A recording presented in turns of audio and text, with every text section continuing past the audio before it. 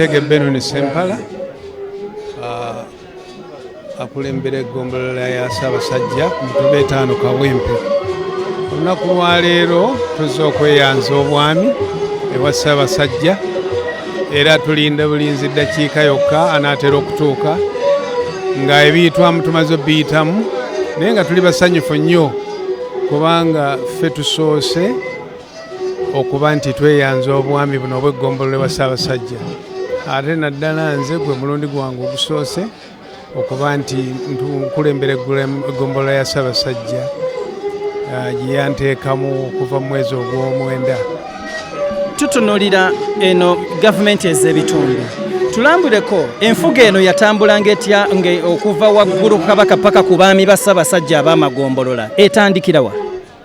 Enfuba eno ey'ebitundu okuva ku Ssaabasajja okutuukira ddala wansi ku nnyumba yatandikira mu bika byaffe nga bwe twatambulanga kubanga Ssekabaka Kintu okujja kuno yasangawo enfuga eyaliwo mu kiseera ekyo ey'amasaza agaliwo ey'ebika ebyaliwo omwali Effumbe, Engeye, Endiga, Olugave wamu n'ebirala kubanga byali biweranga 7 naye byasangibwa nga birina enfuga yaabyo era bw'atyo ne Ssekabaka Kintu kwe yatandikira bw'atyo n'ayongera ogirambika era ogituusa waggulu.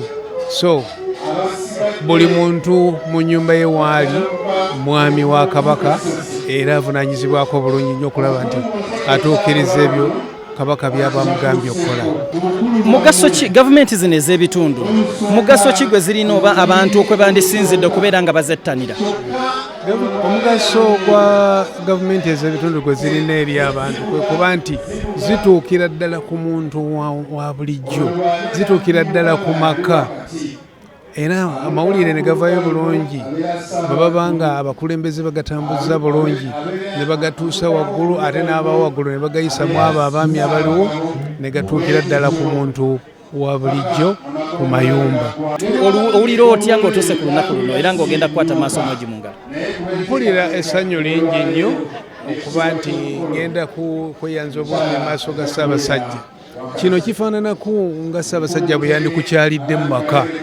Naye olw'okuba nti tuli bangi kizibu okukyalamu oli baka kubanga kati ab'amagombolola tuwera 3 n'okusoba alikyalayo ddi naye kati tulinga bakyalidde awaka era kwe kuba nti olwayo tuli wano tugenda okweyanza obwami. Essanyu lingi nnyo si nze nzekka wabula ne bannange bonna basanyufu olw'okuba nti omukolo guno weeguli.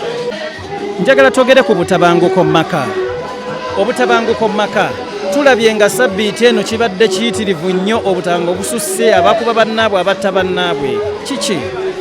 Obutabanguko mu maka kale tebutandise leero bwalinga wedda naye obwedda bwalinga buzibu bwa kumanya kubanga naddala wano mu Buganda abantu batambuliranga wamu ng'ow'omuliraano avunaanyizibwa butereevu ku kifa mu maka ga muliraanwa we era kyova olaba nti edda nga abakyala tebannaba kulya nkoko ng'omwami baaba asazze enkoko bannayiba ab'omuliraano abayita enkoko eyo ne bagirya bonna kubanga baalinanga obuvunaanyizibwa mu maka ago gennyini. Naye kati buli maka geetongodde ku bwago kwegamba ow'omuliraano atunulira bitunulira kyova olaba nti abamu baddana wabbali ne bakwata bukwasi bifaananyi mu kifo ky'okutalulula abo abayomba oba abalwana ekintu ekitali kirungi n'akatono. N'olwekyo nze nsaba abantu tufeeyo nnyo okuba nti tutunulako ku butabanguko obwo obugudde mu maka lipooti netuzikola oba n'okutuuza abantu okubabuulirira n'okubatabaganya nga bwe kyalinga muganda okuva edda n'edda.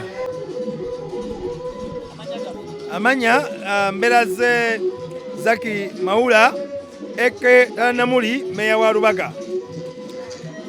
Fege Kampala wano tuli under ministry ya president nga tuna minister wa Kampala ne Minister of State Idi ne mayor fe nga magombola ng'eryange Rubaga division etteeka lya Kampala Capital City Authority Act 2010 yateekawo obuvunaanyizibwa obw'amagombolola naye obuvunanyizibwa obwo okusobola kuteekawo buli developed activities ez'amagombolola bulemedde waggulu ku kitebe ku City Hall.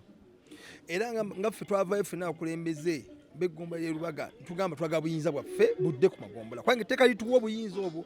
So obuzibu obuli mu ggwanga nti abantu batutte obuyinza bw'abalala naba nga bo be bakola ate bana balina okukola ki okukola. So gye tuvumirira nga ffe abakulembeze wano is government kubanga twali government ate tufuna ministry focal authority bwe kyandibadde naye nga ekisinga obukulu abantu abamu bakutta obuyinza bw'abalala ne balema bubawa babukozese nga bwe kintu nga amateeka bugalagira. Bwatyo Kabaka Mutebi bwe yajja n'agikwata engabo wenjogerera Obuganda buladde buteredde ttende wangaala Ssaabasajja ekibira kikyo baffe gw'engoma ennene buga wekkaggwa owulira akundekunde Ssaabasajja Sseggwanga Mpologoma funda funda nannyini kibira wuluguma akundekunde Ssaabasajja Sseggwanga Mpologoma funda funda nannyini kibira wuluguma tatulinalengawo Ssaabasajja okukuwagira n'okukuuma buli kyokola genda mu maaso kubanga obukuumyi obwina bulungi bwa nsi genda mu maaso okusaba federo genda mu maaso mayiro agenda tebakutiisa kasabe kubanga kako njagala tube Abaganda tuwagira omutanda waffe tusitule ekitiibwa kya Buganda tukize mu layini Ssaabasajja bw'akoleza ffe ng'owulira tusesa bwe balijjukira okwebika ng'obudde bukedde akundekunde Ssaabasajja Sseggwanga Mpologoma gunda gunda nannyini kibira wuluguma akundekunde Ssaabasajja Sseggwanga Mpologoma gunda gunda nannyini kibira wuluguma.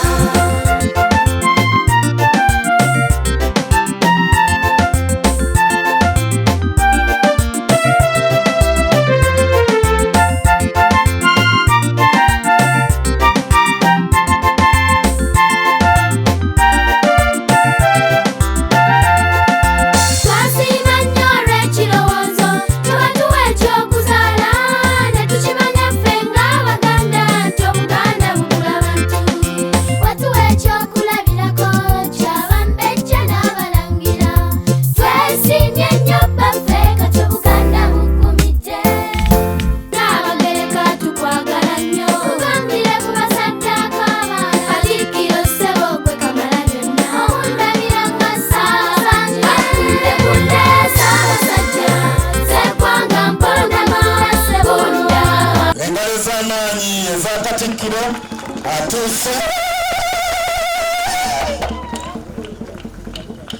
saana Ssaabasajja Kabaka atuuka era tukole buli omu kyasobola okukuba engalo ez'amaanyi ekaawo ezawuliza omutanda tewali kuzikiza teri kuzikiza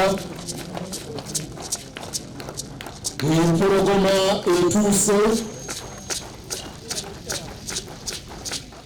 empologoma etuuse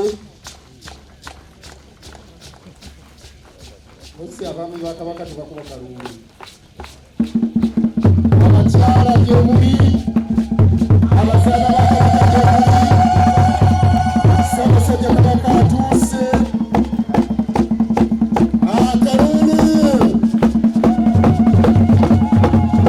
akalulu kyagenda twaniriza empologoma Singo Kyaggwe Gomba Buddu Bugerere Bulemeezi twanirize Ssaabasajja Kabaka. Twesiimye nnyo olwa Buganda yaffe ekitiibwa kya Buganda kyava tanaffe tuchekumenga sinayimba ntyane sitenda Sabasajja Kabaka hasanira fuge obuganda bwonna naffe nga tumwesiga united free for liberty together we always stand. يوم الدين إياك نعبد وإياك نستعين اهدنا الصراط المستقيم صراط الذين أنعمت عليهم غير المغضوب عليهم ولا الضالين آمين. أي الله تيمي wano mu maaso go nga tuli ebaffe empologoma ya Buganda, Ssaabasajja wa Buganda Beene Cuucu, okusookera ddala nga tukuwanjagira era nga tukusaba omuwa obuwangazi obulungi, omuwonye abalabe ab'okumpi abali munda mu gavumenti ye wabweru waayo, omuwonye abannanfuusi omu okutukulembera obulungi, okumwongera obuvumu n'obeera nga tukulembera nga bwatukulembera bulijjo. Tusabira abaami b'amagombolola abakwasiddwa obuvunaanyizibwa bakitwale nti obuvunaanyizibwa bakwasiddwa kubeera nga baweereza abantu nga tubakuutira okubeera abeesimbu, okutambula n'abantu ba Kabaka nga watambula nabo, awatali kunyigirizibwa, awatali kubeera nti bataataaganyizibwa. Wa ala alihi wa sahbihi wa sallam walhamdulillahi rabbil alamin. Amina. Tweyanziza nnyo, tweyanzeege Supreme Mufti. Ayi Beene, nsaba osiime otule ku Namulondo. Nsaba osiime Obuganda bwonna obukuŋŋaanye wano enkya ya leero, tukwanirize Ayi Beene n'engalo n'akalulu. Twanirize nnyinimu, twanirize Ssaabasajja Kabaka.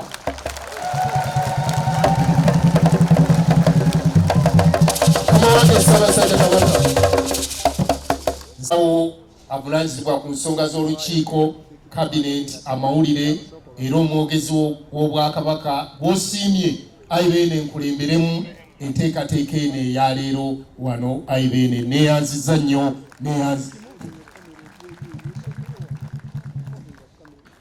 Kamuwange siima twanirize abalangira n'abambejja, abataka ab'obusolya.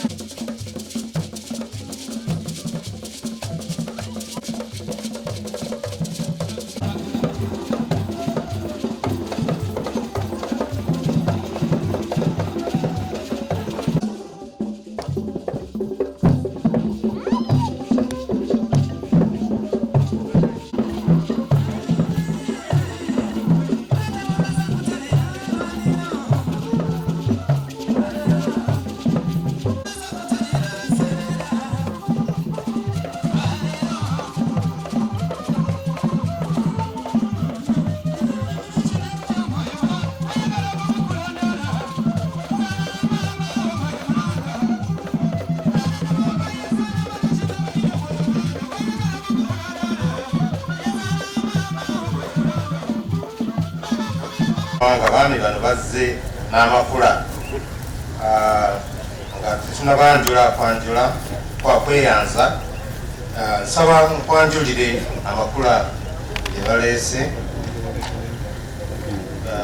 ebirabo mu birambudde Ssaabasajja era n'okusiima nga mu birabo ebyo mubaddemu ente 4,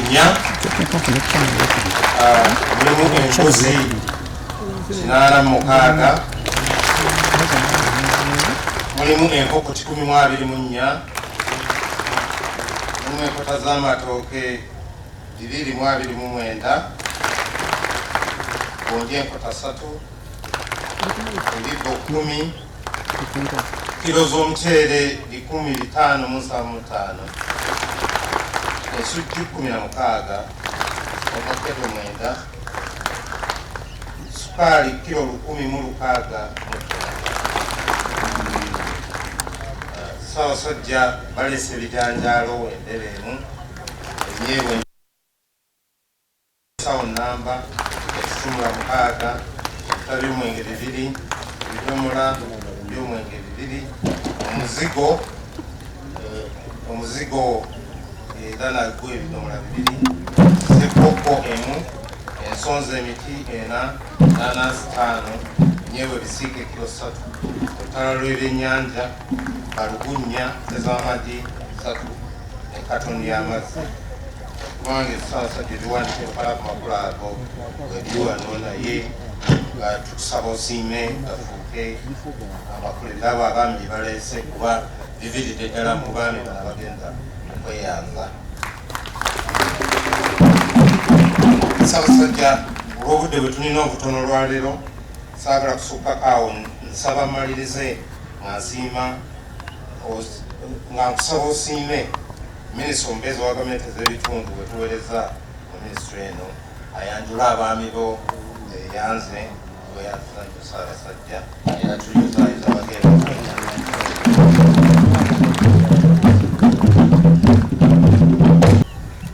Ssaabasajja Kabaka, nange nsaba osiime wanirize ku mukolo guno kama wange osiimye abaami bo bano beyanze obwami.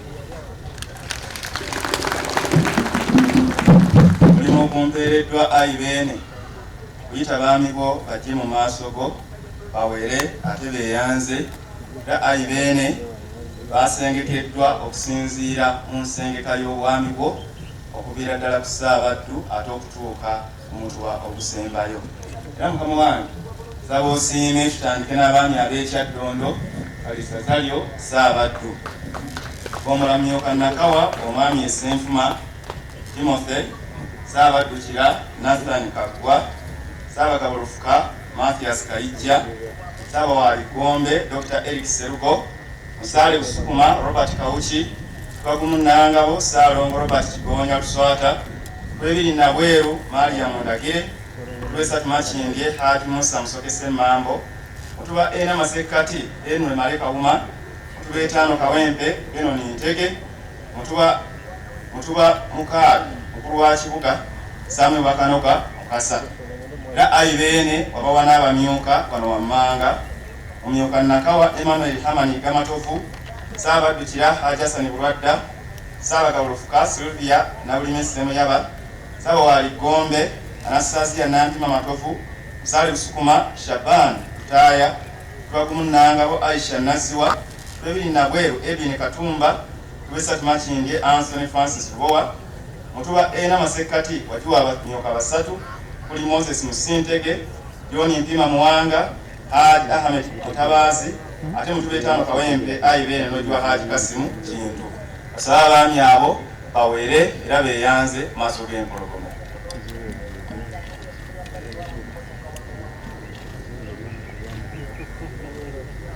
Mweyanze maaso g'empologoma.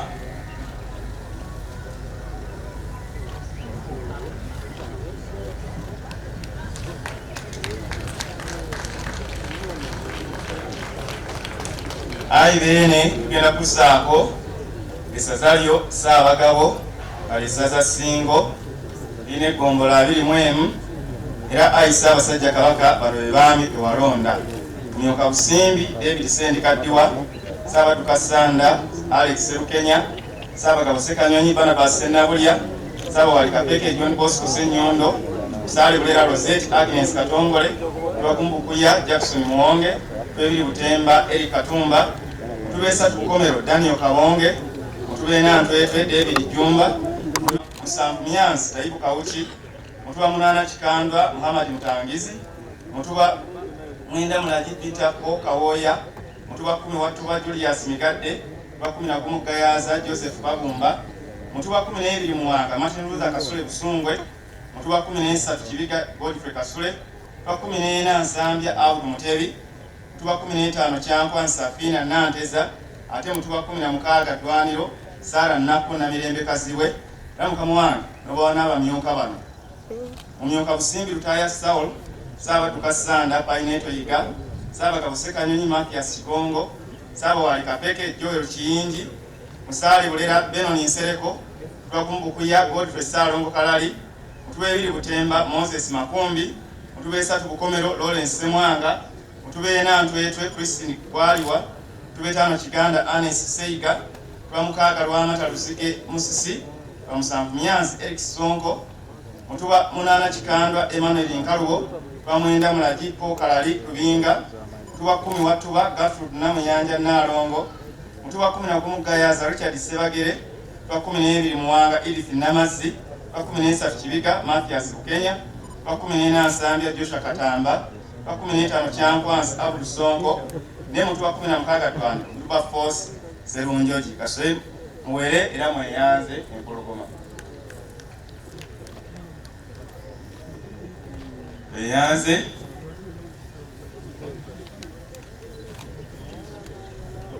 tubakubireko mu ngalo banafu abo. Ayi bene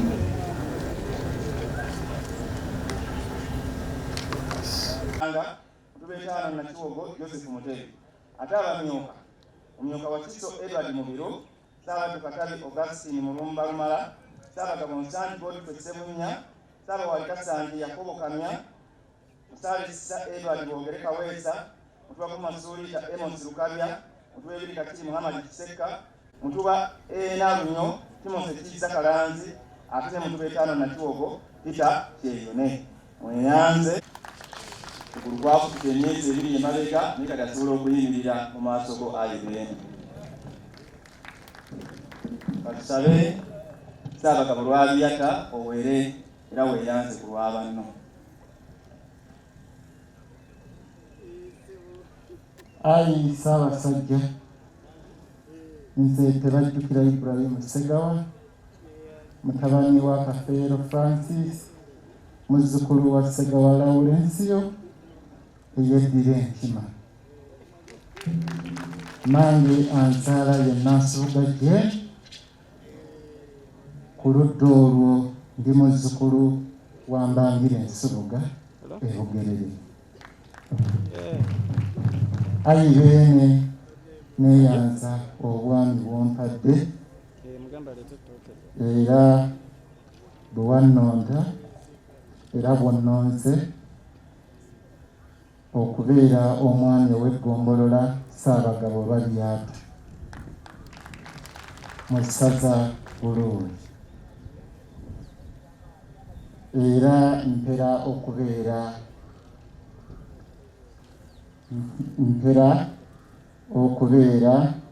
obutakkirira mu ssaza e Buluuli eggombolola.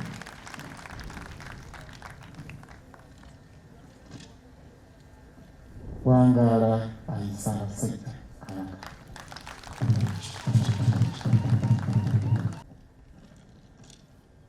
Ayi Ssaabasajja Kabaka, nze Nalunga Josephine mukyala Bunjaazi, ndi muwala wa Kayizi wa Mungo Joseph, ndi muzzukulu wa Kyaddondo n'eddira Nvuma. Mange ye Nalubega Mangadalena, ku ludda olwo ndi muzzukulu wa Nsamba ebuwadda. Ayibene neyanza obwami bwompadde bwe wannonze okubeera omwami w'eggombolola Ssaabaddu mu ssaza Ssese, era mpera obutakutiirira ayisa abasajja Kabaka wangaala. Kibirango Luweero District, Semakula Rajab Kalangala District, Nambowa Rashida Butambala District, Kiviri Godfrey Gomba District, ne bameeya bano Alhaji Kasirye Mulyanyama, Meeya Makindye, ate awamu ne mbeera ze Zaka Meeya ow'Erubaga. Sabana mujje muwere maaso g'empologoma Ayibene.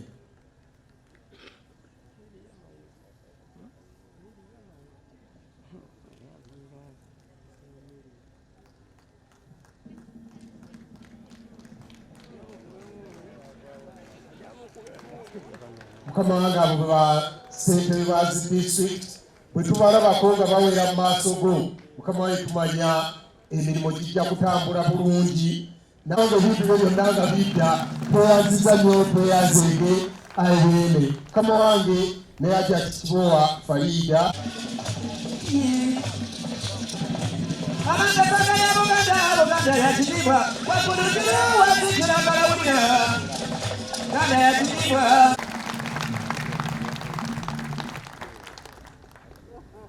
omukubiriza wa olukuŋŋaana luno ow'ekitiibwa Noah atukoze bulungi nnyo. Protocol yonna agenze agitubuulira, naye nzikiriza nyabirize Ssaabalangira Godfrey Musanje ku lw'olyo olulangira, era nzikiriza nyabirize Jjajja Agostine Mutumba omukubiriza w'abataka, nzikiriza njagirize Supreme Mufti wa Uganda Sheikh Muhammad Galabuzi muzzukulu wa Mukalo, ate njagirize ne Bishop Kabuye okuva mu Orthodox Church. Bamemba b'olukiiko we bali, bassenkulu, baminisita okuva e Mengo, bamemba ba Parliament, bassentebe ba district, bammeeya, abaami ab'amasaza wamu n'abagole. Abagole we muli abantu ba Ssaabasajja Kabaka mwenna tusanyusa okubalabako mu lubiri lwa Beene. Waliwo abadde ambuuza nti ate baali bambadde obukoofiira obumyufu bayiseeko wa Supreme Mufti oba bayiseeko emagere, naye Ssaabawoleza nkakasizza nti obukoofiira obumyufu obwo kyambalo ky'abaami ag'abagombolola. Kale mwonye okutayirirwa. Mukama wange Ssaabasajja Kabaka, Obuganda buno obutambuliza ku masiga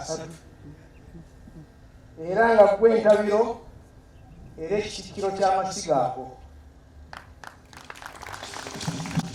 Yayiriza wano Ssaabalangira nga essiga ery'olulangira, yayiriza Jjajja Namwama nga ly'essiga ery'abajjajja abataka bakulu ab'obusolya. Kiyinza kugamba nti yaniriza Katikkiro, naye tulina essiga ery'abakulembeze wansi wa Kamalabyonna w'ekitiibwa Charles Peter Mayiga. Maaso mooki tuli wano ku nsonga y'essiga eryokusatu, essiga eritambula obulungi ennyo okuva ku kyalo. Buli muntu wo yenna bw'aba nga si mulangira, bw'aba nga si talina kika, era ayina engeri gyakutuukako ng'ayise mu ssiga eryokusatu erituliko wano.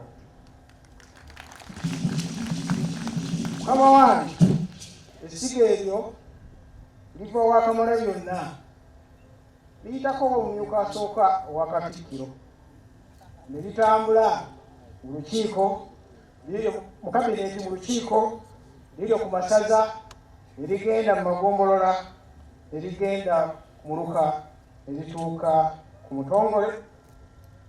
Mukama wange Ssaabasajja wasiima nga lumu Museenene 2019 walonda abaami b'amasaza n'abamyuka baabwe era baamala dda okweyanza obwami. Maasomoki wano jjuzi ly'abalamu nga mu nnaku z'omwezi 7 Mutunda 2021 walonda abaami b'amagombolola n'abamyuka baabwe 305 beddu. Era abaami abo bayingizibwa mu ofiisi era batandikirawo okukola emirimu. Bajjumbize nnyo gye tuli. Ayi Ssaabasajja Mukama wange tukwebaza olw'akaweefube bw'oliko okulaba nti emirimu gitambula bulungi. Tuli basanyufu nnyo okutuwanga abaami ensangi zino. Mu ngeri ey'enjawulo nzikiriza Mukama wange Ssaabasajja Kabaka ntuuse okusiima kw'abaamasaza gy'oli. Wabawadde abaami abajja ab'amagombolola, kino kyongedde omuggundu mu buweereza bwa Kabaka mu masaza. Webale nnyo okuba mu ngalo. Ey'enjawulo Mukama wange Ssaabasajja Kabaka tuli basiimu nnyo bwe wasiimye omukolo ogw'ebyafaayo guno ogw'ekitiibwa ogutalabikangako mu ngeri eno abaami bano nga beeyanza mu ggundu bwe buti. Tuli basiimu nnyo. Ate mulire kino Beene yakizuula nti okutambuza emirimu ku mitendera gye gyonna egyo gye bamenyedde kyetaagisa ebidduka olwo buli mutendera gusobole okutuukiriza obuvunaanyizibwa bwagwo. Ensonga eno njagala mukubire nnyo omuwanika wa Buganda yagitandika mu mwaka gwa 2021 tweyanziza nnyo tweyanza ezo.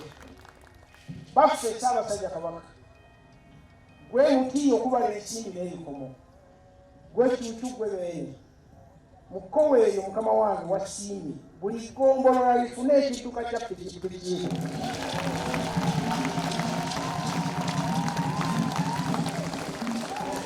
Webalalayiridde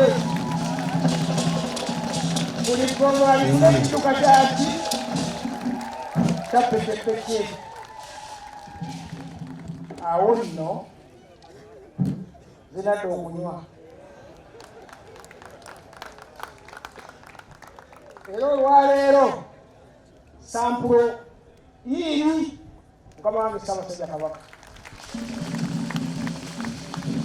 abantu 305 bonna tusobola bakwasa pikipiki mu mulundi gumu.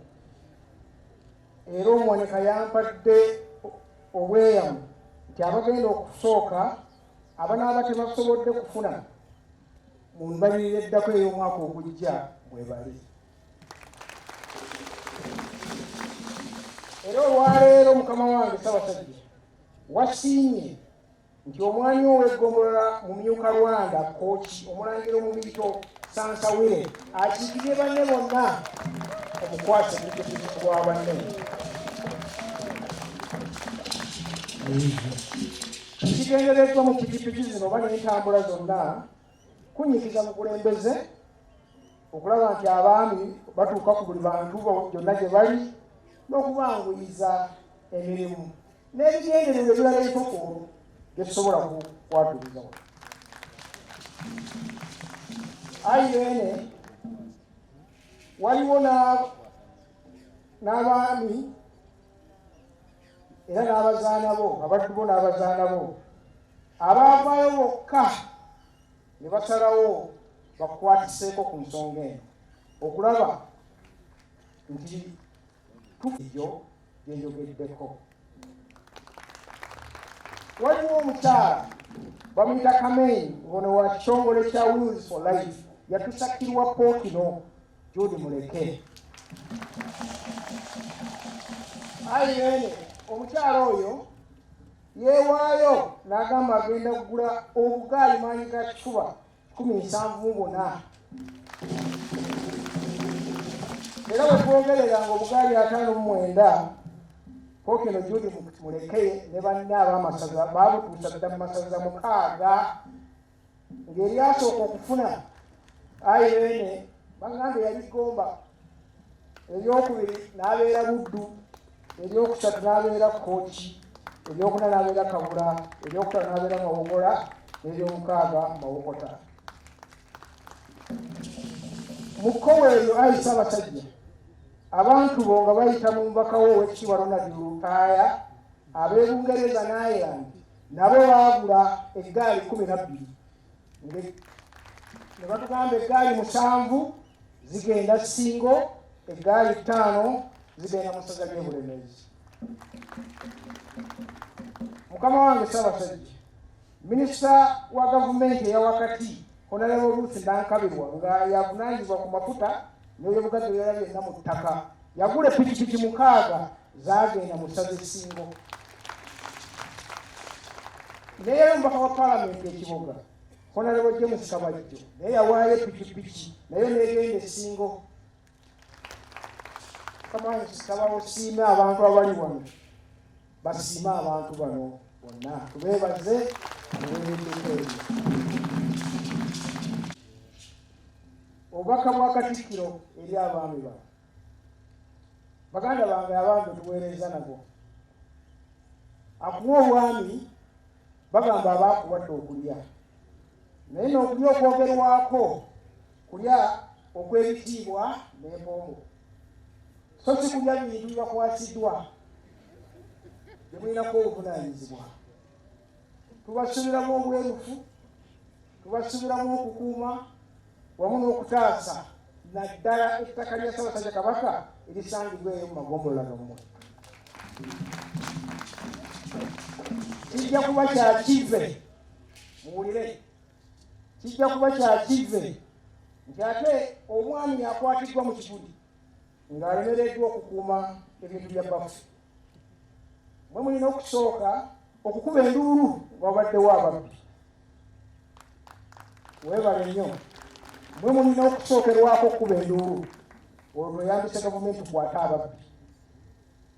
Era tusaba ettaka eryo eriri eyo gye mugenda muteekeko projects nga Ssaabasajja Kabaka we yatulambika mu 2014. Epikipiki ezigenda okubakwasibwa tulina beena alina ekitongole ekya Weerinde Insurance Company, batusaba mukituukirire zifune insurance. Nga gavumenti ya Beene tubaagaliza obuweereza obulungi.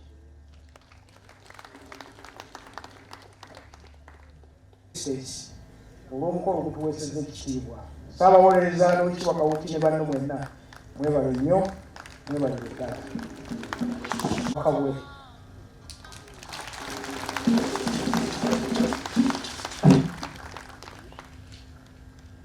Beene antumye okubatuusaako era n'okubayozaayoza okweyanza obwami olwaleero luno. Beene abaagaliza obuweereza obulungi bwe mutandika olwaleero luno.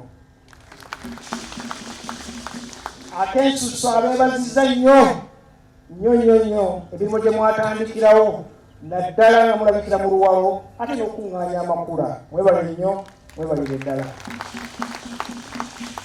Ayi Katonda kuuma Ssaabasajja Kabaka.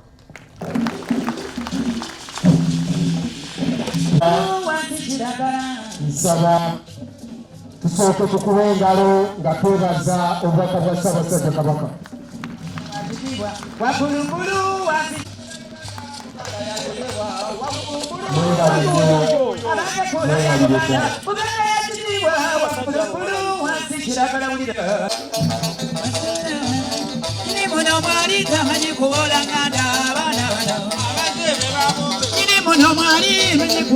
Saba Kyaddondo nga mukulembeddwa Mukaggo mugende ng'enteekateeka bweri.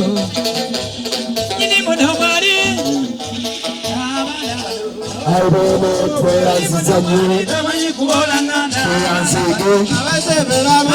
Ssaabasajja Kabaka akwasizza Omulangira Okwekooki Pikipiki tweyanziza nnyo tweyanzeege. Ayibeene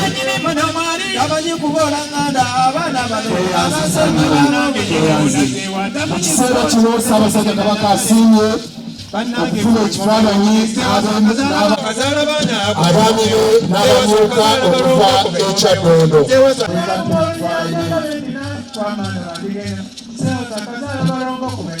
Abo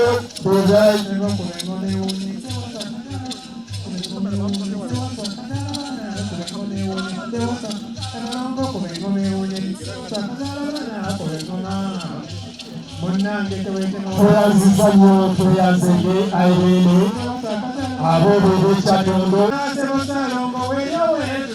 abesingo Ayibeene tweyanziza nnyo tweyanzege abesingo tweyanziza nnyo tweyanzege Mawokota yeddako kati nsaba abesingo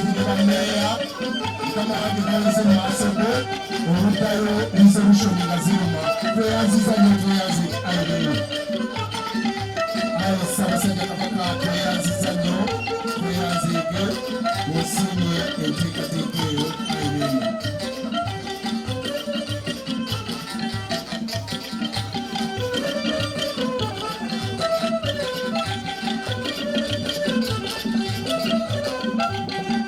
Olw'okusiima n'olabikako eri Obuganda Omutereka siima ogoma Ayibeene tweyanziza nnyo tweyanzeege tweyanze nnyo Ayibeene. Twongera okubayozaayoza n'okubakulisa mwenna abeeyanziza mu maaso g'empologoma. Ayi Katonda akuuma Kabaka waffe, Ayi Katonda akuuma Ssaabasajja Kabaka.